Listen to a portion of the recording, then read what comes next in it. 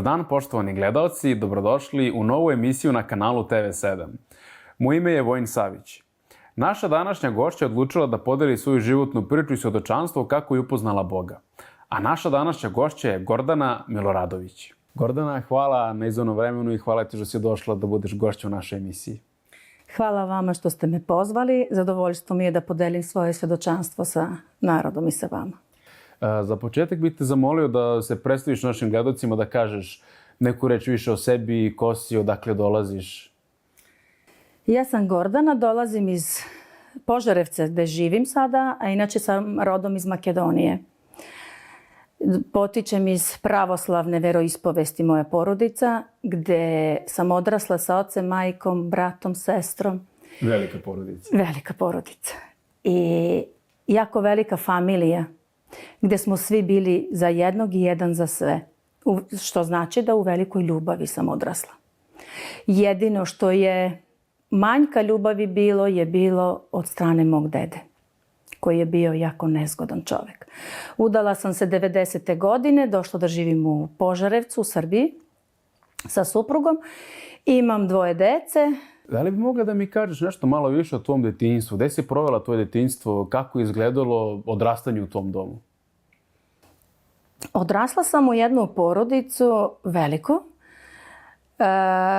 Ne samo u mojoj porodici u kući, nego i familija uopšteno šira nam je jako velika i jako velika je ljubav među nama. Posebna ljubav je bila među bratom, sestrom, majkom, ocem, gde sam odrasla. Puno se radilo. Živjeli smo od poljoprivrede i jako smo puno radili kao dece svi. Sestra je starija od mene, brat je 2 godine mlađi bio od mene.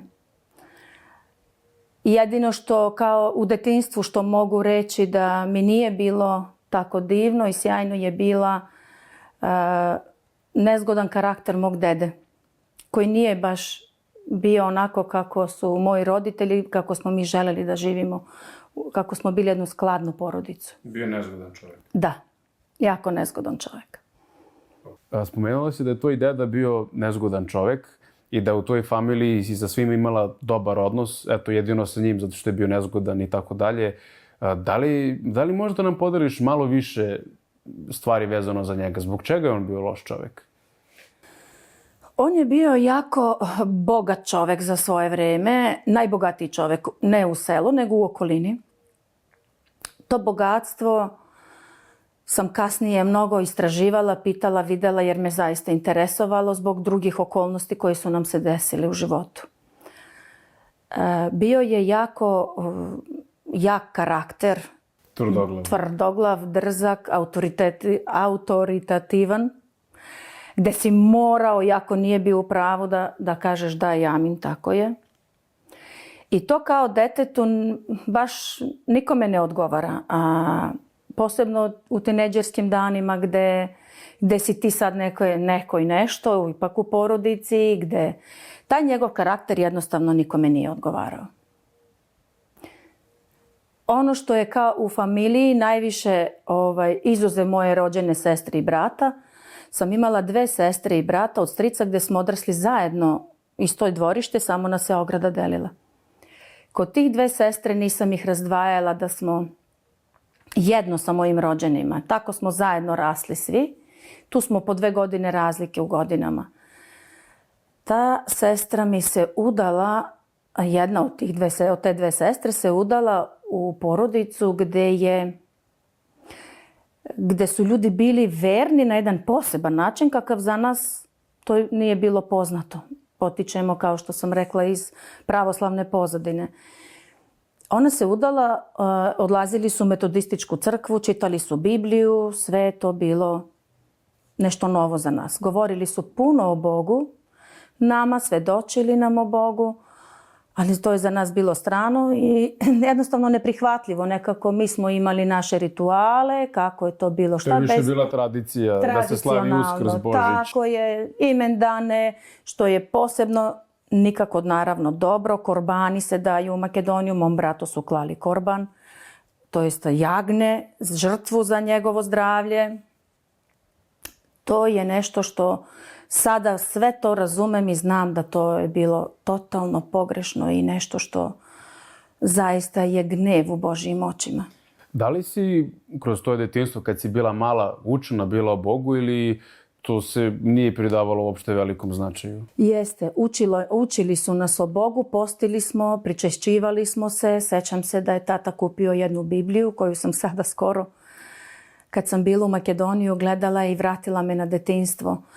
Biblija koja je slikovita Biblija, studijska Biblija gdje je imala slike. Sećam se da je mama svako večer sedela posle večere i čitala nam je Bibliju. To je za nas bilo nešto predivno. Kako je, sećam se tog mora moj si otvorio, kako se more otvorilo, kako je to bilo divno. Ali ništa... Ništa lično nisi mogla da i živiš. ništa da ja mislim sada da Bog je živi Bog. To je Bog tamo negde i to je to. Da, završena priča.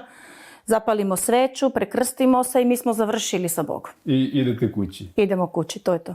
Obično se kaže mamin sin i tatina ćerka. Sad, znam da si mi spomenula da si imala zaista blizak odnos sa svojim ocem i tako dalje. Međutim, tvoj otac te napustio davno i kako si ti to doživjela?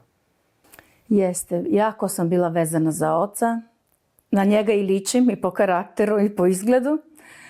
Povukla sam dosta na njega i toliko sam bila vezana za njega da kad je oboleo od jedne teške bolesti, ja nikako nisam mogla to da prihvatim.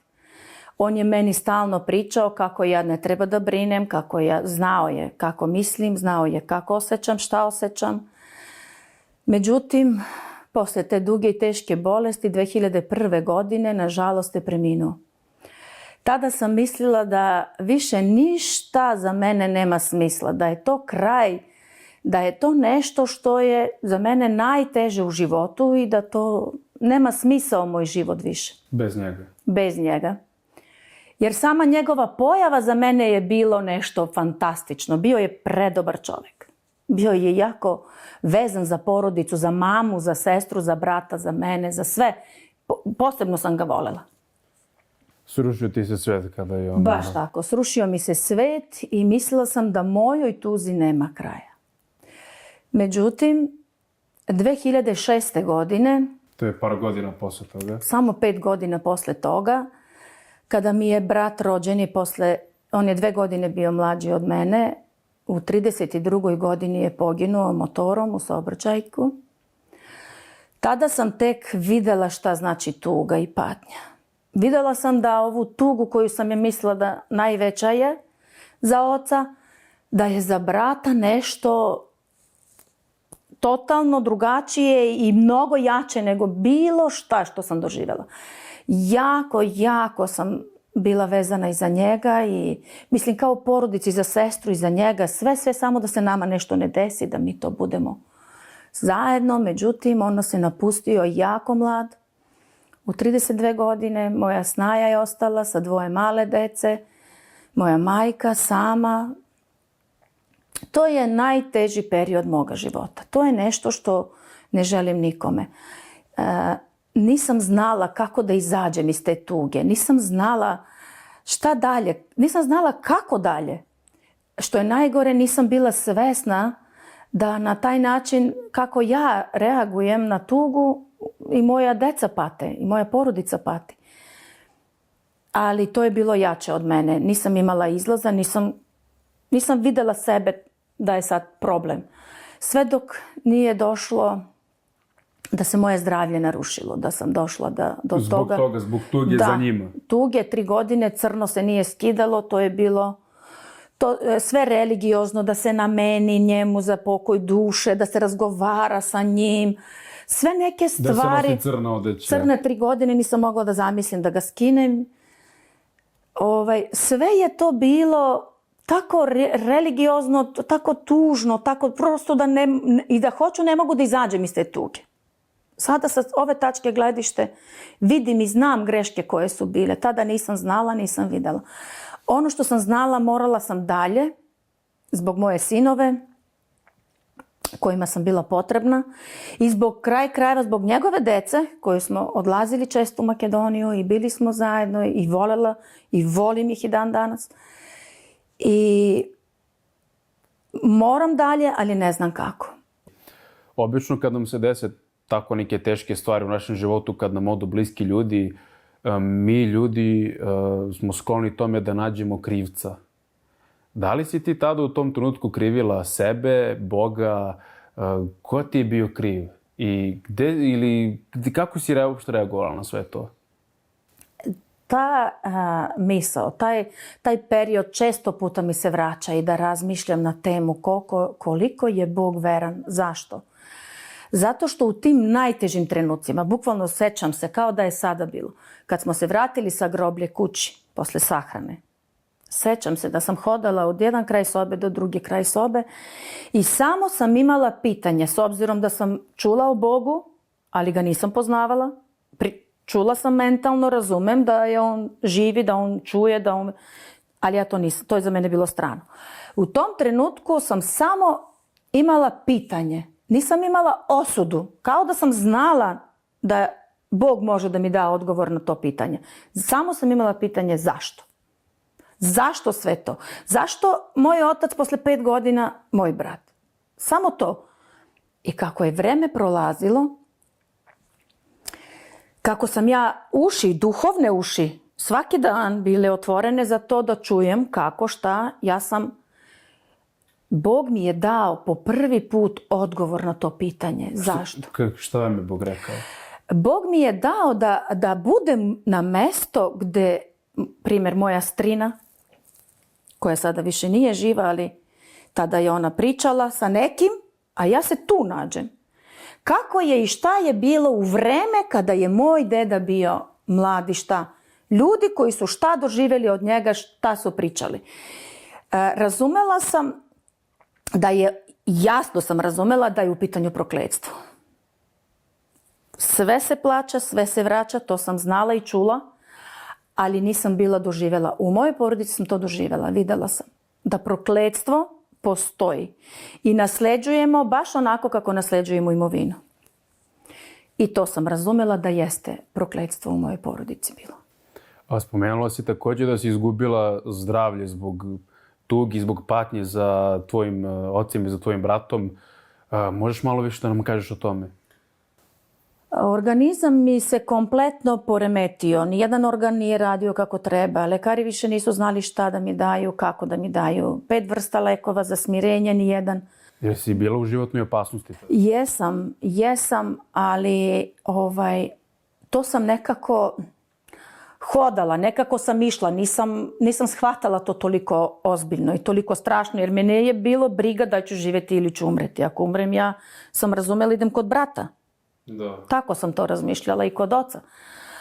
Ali kada je došla da se psiha poremeti, tada sam vidjela da je veliki problem. Tada sam otišla kod lekara i tražila sam da mi daju nešto da šta da radim. Ja imam noćne more, ja ga sanjam, me sahranjuju s njim u grobu. Sve to strašno.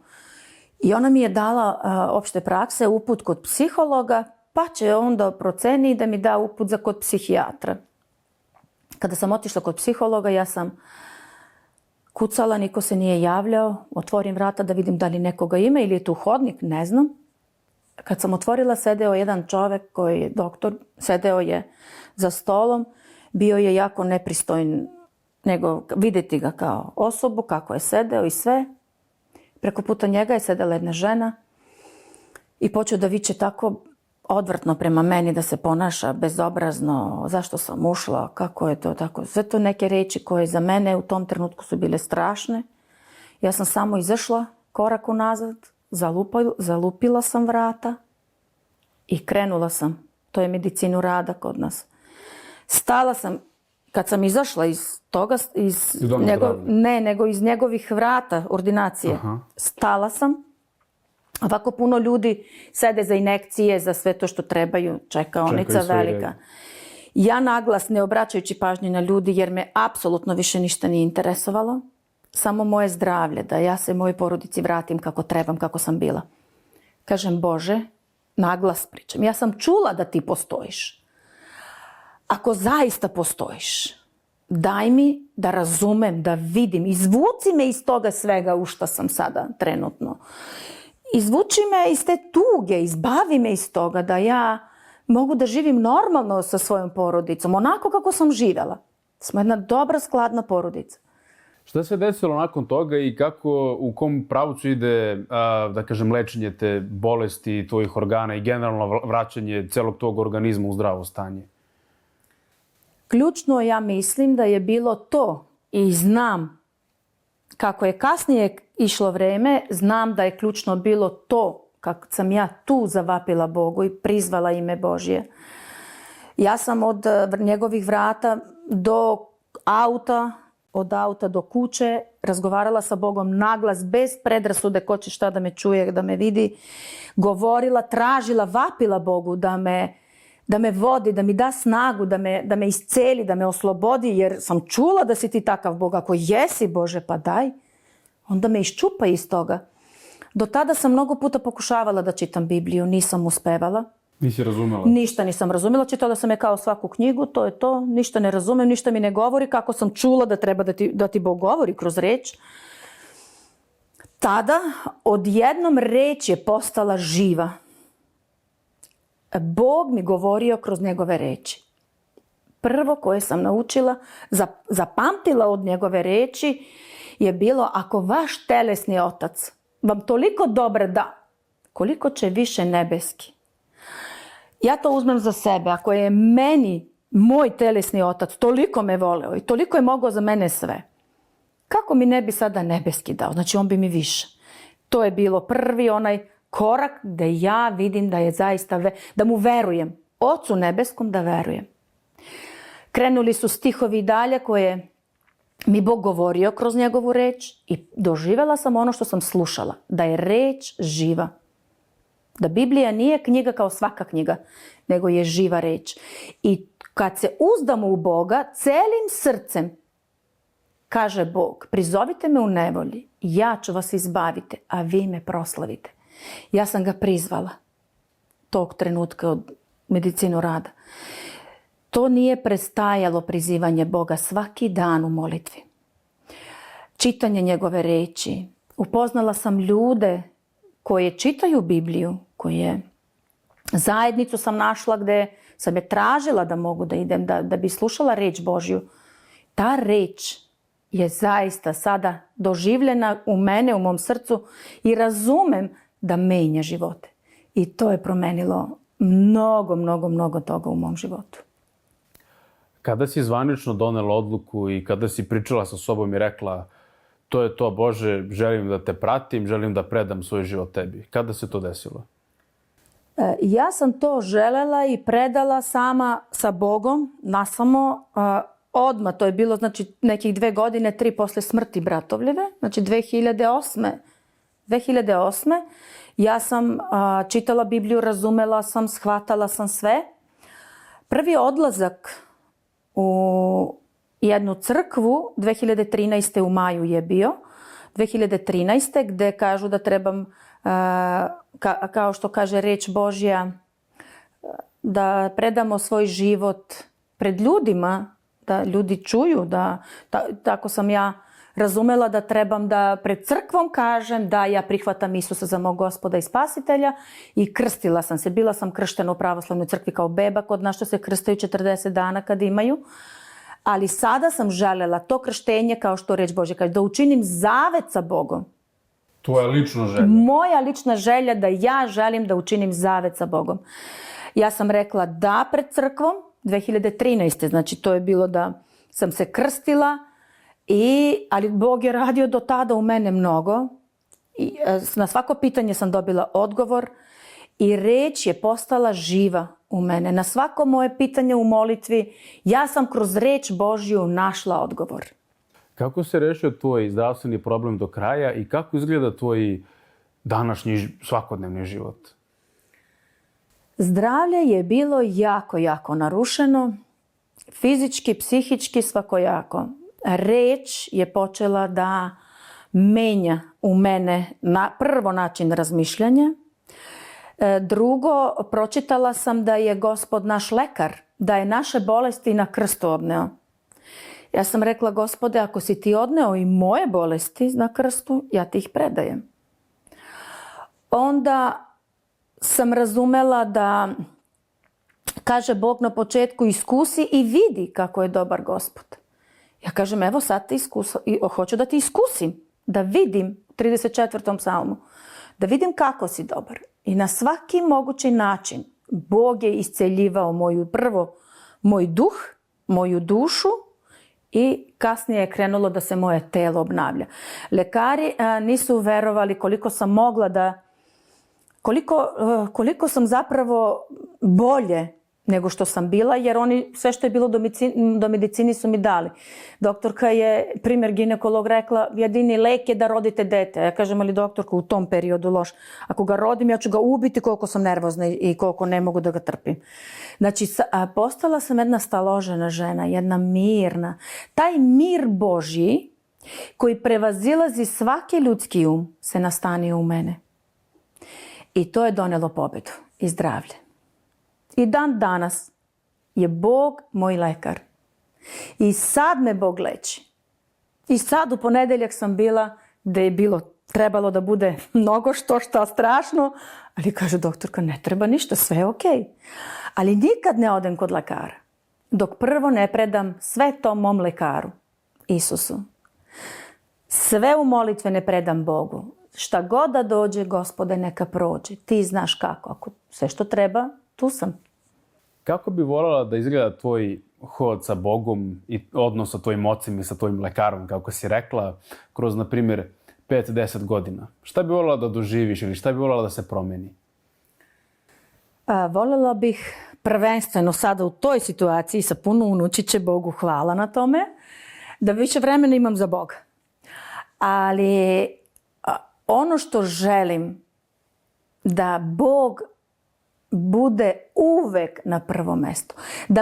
I to je molitva moja svaki dan, da me Bog drži čvrsto svojom desnicom. Da nikada ne zađem sa njegovog puta. Da nikada ne pogledam stvari koje me odvajaju od Boga. Da bude moj Bog zauvek, dokle god sam na zemlji. Jer ja znam da ću i u večnosti biti sa njim. Ali dok sam na zemlji, da vidim dela Božja u mom životu, put koji je Bog odredio za mene, da ga ne promašim. Da stojiš čvrsto na njegovom putu. Čvrsto na njegovoj reči i na tom putu što je Bog odredio za mene, da ispunim taj plan za moj život uz Gospoda.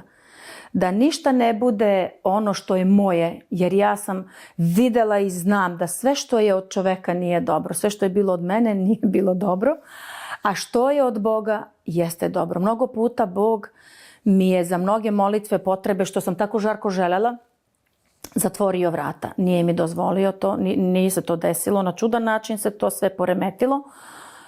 Mnogo puta je Bog otvarao vrata tamo gdje treba i gdje sam vidjela blagoslove. Iz tog iskustva sam naučila da budem srećna i zadovoljna kada mi Bog zatvori neka vrata. Znaš da je dobro za tebe. Ja znam da je to ekstra za mene. Ja sam tako opušteno zahvaljujem Bogu što mi nije dopustio da uradim to što sam planirala i mislila i želela, jer ja znam da to ne bi bilo dobro. Tamo gdje mi je otvorio vrata je veliki blagoslov u mom životu. Kako bi voljela da vidiš Srbiju u budućnosti i generalno ljude u Srbiji da se menjaju i šta je to što zaista može da pomogne našoj zemlji?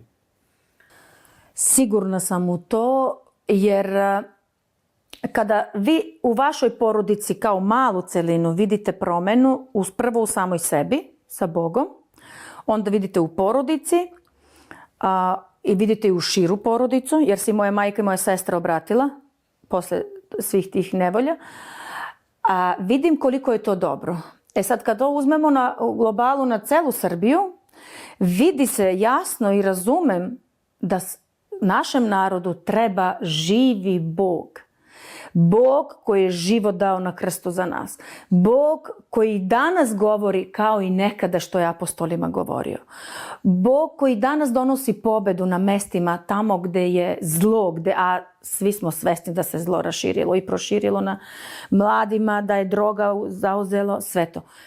Sve to mislim da kada zavapimo Bogu kao nacija, kao narod, ne religiozno kako sam ja nekada, nego celim srcem u molitvi, ja verujem i znam da će Bog odgovoriti na te molitve. I da će naši mladi biti u crkvama, a ne u kladionicama i u kockarnicama i u diskotekama gdje se životi gube i gdje alkohol zauzima sve. I ja znam da je Bog veran i pravedan i da ništa što je zlo neće dati, nego samo dobro. Zlo otklanja, dolazi dobro. Verujem i znam da Bog može da učini veliko delo u Srbiji. Narod kao crkva, kao narod, kao nacija, kao što i jeste narod ustao i ustaju sve više, da tražimo Boga, da molimo za naš narod i verujem da će doći pobjeda. Bez Boga nema pobjede. Bez Boga nema mira. I u teškim vremenima, doći će teška vremena i već su, ali kad je Bog sa nama, sve je lakše. To pričam iz ličnog iskustva i znam da to može da deluje i na celu Srbiju može. Svaki čovjek, svakome je potreban Bog. Gordana, hvala što si prihvatila da budeš gost u našoj emisiji i hvala ti što si podelila svoju životnu priču sa mnom. Hvala vama što ste me pozvali. Svako dobro i Božji blagoslov vam želim. Dragi gledalci, to bi bilo to što se tiče naše današnjeg intervjua. Ja se iskreno nadam da vam se svidela Gordanina priča i da smo vidjeli da zaista sa Bogom je sve moguće. Tako da nastavite da nas pratite, slijedi još intervjua na kanalu TV7. Doviđenja.